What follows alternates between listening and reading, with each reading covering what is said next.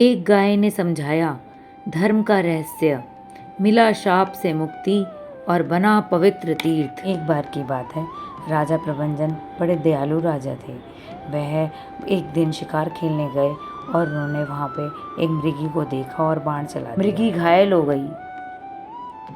मृगी बोली, ओ मूर्ख, यह तूने क्या किया? मैं नीचे अपने बच्चे को दूध पिला रही थी और तूने मुझे निर्दोष जीव को निशाना बना लिया। तू कच्चा मांस खाने वाले पशु की योनि में जाएगा, व्याघ्र बन के भटकेगा।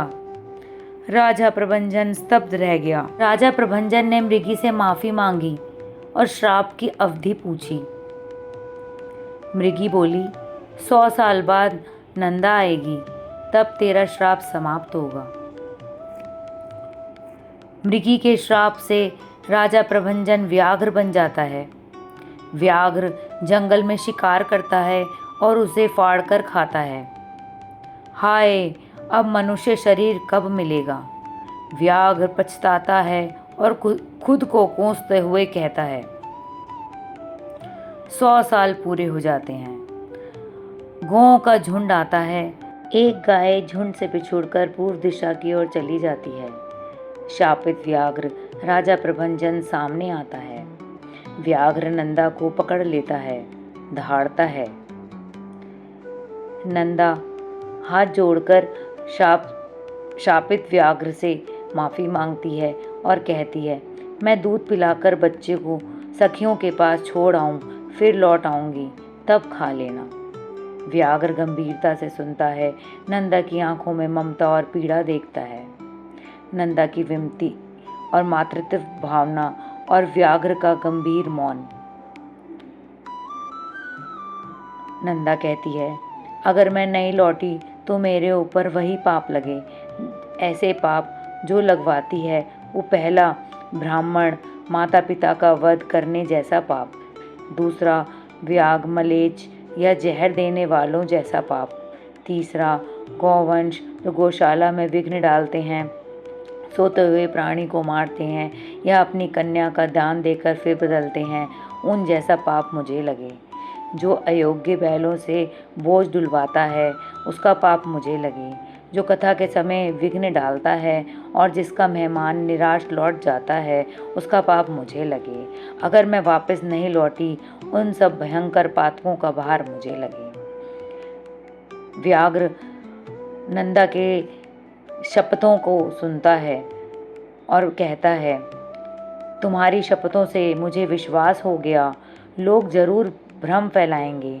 लोग आस, परिहास, विवाह का प्राण संकट में दी गई शपथ को हल्का समझते हैं, उसे पाप नहीं मानते।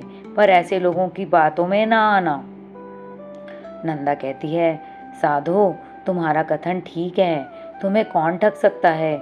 जो दूसरों को ठगना चाहता है वह तो अपने को ही ठगता है।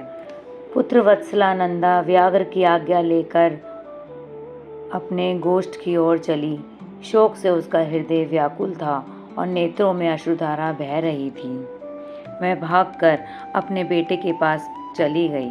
वह अपने बछड़े के पास, बछड़ा जो बार बार माँ माँ तुम कहाँ थी ऐसे पुकार रहा है।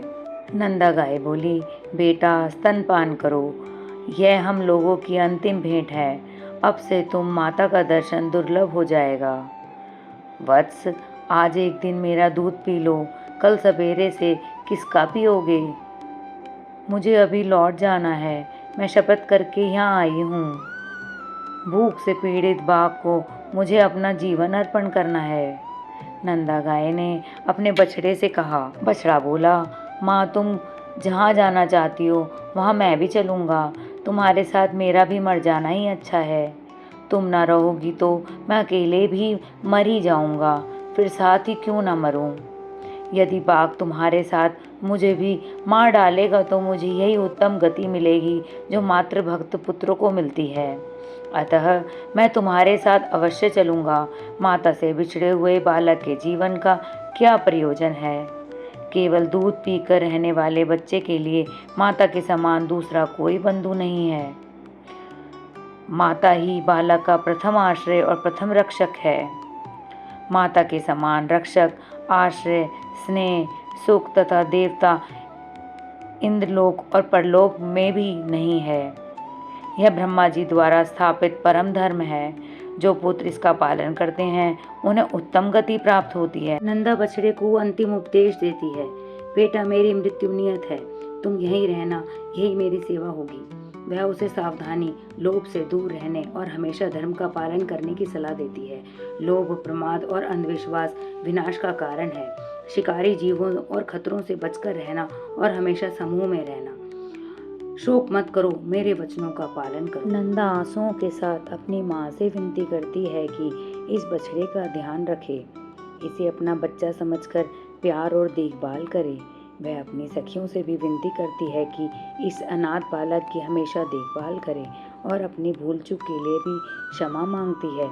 फिर वह अकेली जंगल की ओर मृत्यु का सामना करने बढ़ चलती है। कहती हैं, अहो, ये बछड़े के कहने पर भी सत्यवादी नंदा फिर उसी भयावह स्थान पर जाना चाहती है। नंदे, अपनी रक्षा करना ही कर्तव्य है। अपने नन्हे बछड़े को छोड़कर केवल सत्य के लिए मृत्यु की ओर जाना उचित नहीं। ऋषियों ने कहा है, प्राण संकट पे आत्मरक्षा हेतु शपथ तोड़ने से पाप नहीं लगता। जहाँ असत्य से प्राणों की रक्षा हो, वहाँ वही असत्य भी सत्य के समान माना जाता है। सखियों के खूब समझाने पर भी नंदा ने सखियों को कहा, बहनों, दूसरों के प्राण बचाने के लिए मैं असत्य कह सकती हूँ, किंतु अपने प्राणों की रक्षा के लिए कभी झूठ नहीं बोलूँगी। जीव अकेले जन्म लेता है, अकेले मरता है और अपने कर्मों का फल भी अकेले ही भोगता है। सत्य पर ही संसार और धर्म टिके हैं। सत्य के कारण समुद्र मर्यादा नहीं तोड़ता। राजा बलि और विंध्य पर्वत भी सत्य व्रत पर अटल रहे। स्वर्ग, मोक्ष और धर्म सब सत्य में ही प्रतिष्ठित हैं। 1000 अश्वमेध यज्ञों से भी सत्य का पलड़ा भारी है। सत्य ही श्रेष्ठ तप, अज्ञान और साधुओं की कसौटी है। सत्य संपूर्ण जगत का आभूषण है, इसलिए इसका परित्याग कभी नहीं किया जा सकता। नंदा की अटल सत्य निष्ठा सुनकर सभी गायें मौन और भावविभोर हो गई। नंदे, तुम संपूर्ण देवता और दैत्यों द्वारा नमस्कार करने योग्य हो। तुम सत्य की रक्षा के लिए अपने प्राणों की भी त्याग कर रही हो। कल्याणी, तुम धर्म का बीड़ा उठा रही हो। सत्य के प्रभाव से त्रिभुवन में कोई भी वस्तु दुर्लभ नहीं रहती। इस महान त्याग से हमें विश्वास है कि तुम्हारा पुत्र से वियोग नहीं होगा। जो कल्याण मार्ग पर चलता है उस पर कभी आपत्तियां नहीं आती। सत्य और धर्म के प्रति नंदा की अटूट निष्ठा देखकर सभी सखियां उसकी महिमा का गुणगान करने लगी। वन के सिद्ध देव, वन देवता और समस्त देवगण मेरे पुत्र की रक्षा करें। नंदा ने हाथ जोड़कर सारे वन और पर्वतों और पेड़ पौधों सबसे हाथ जोड़कर अपने पुत्र की रक्षा के लिए प्रार्थना की। पुत्र के प्रति प्रेम और सत्य धर्म के पालन का संकल्प लेकर नंदा व्याघ्र की ओर बढ़ी। मृगराज, मैं सत्य धर्म का पालन करती हुई तुम्हारे पास आ गई हूँ। अब मेरे मांस से अपने तृप्ति करो। बछड़ा व्याघ्र के बीच में आ जाता है। व्याघ्र गाय को देख के, गाय, तुम बड़ी सत्यवादिनी निकली। कल्याणी, तुम्हारा स्वागत है। आज से तुम मेरी बहन हुई, यह बछड़ा मेरा भांजा हुआ। बहन, मैंने बहुत पाप किए हैं, मुझे बताओ मैं कौन सी तपस्या करूं?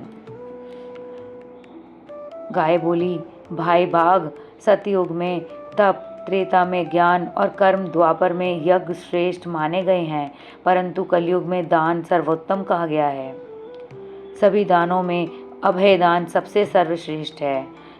जो सभी प्राणियों को भय मुक्त करता है, वह स्वयं भी भय से मुक्त होकर परम ब्रह्म को प्राप्त करता है।